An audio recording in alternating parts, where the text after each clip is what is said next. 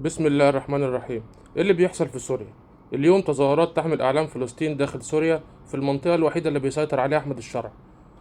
وقامت المظاهرات القذرة بسب واهانة مصر والرئيس عبد الفتاح السيسي. انا عاوز اقول للمتظاهر الاحمق ده كام حاجة. انا مصري، بلدي حرة مش محتلة. انت سوري، بلدك منتهكة السيادة من اسرائيل وامريكا وتركيا. انا مصري، بلدي المجال الجوي بتاعها محصن ضد اي عدو.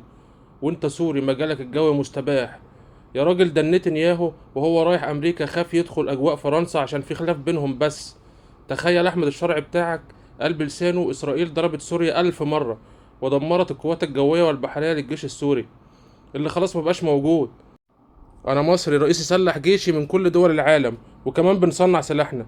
وانت سوري، رئيسك ارهابي بيتفاوض مع اليهود على ان سوريا تكون دولة منزوعة السلاح، يعني منزوعة الكرامة. ده مش بس كده، بدل ما تقفوا وتشتموا مصر كنتوا ترفضوا التبرع اللي خدوا رئيسكم 100,000 دولار من أهل غزة.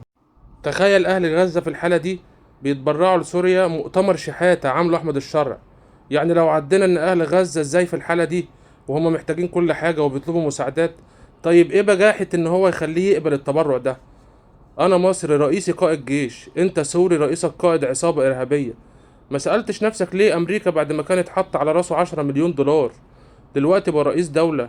عشان هم اللي جايبينه. وما سألتش نفسك إسرائيل خدت كام محافظة وعلى بعد 15 كيلو بس من دمشق العاصمة في عهد الإرهابي بتاعك الخاين؟ أنت حر في بلدك اللي منتهكت السيادة والكرامة، اللي زيك مفروض يفضل ساكت باقي عمره من الكسرة والقهرة، لكن تسيبوا البجاحة والخيانة والخسة لمين؟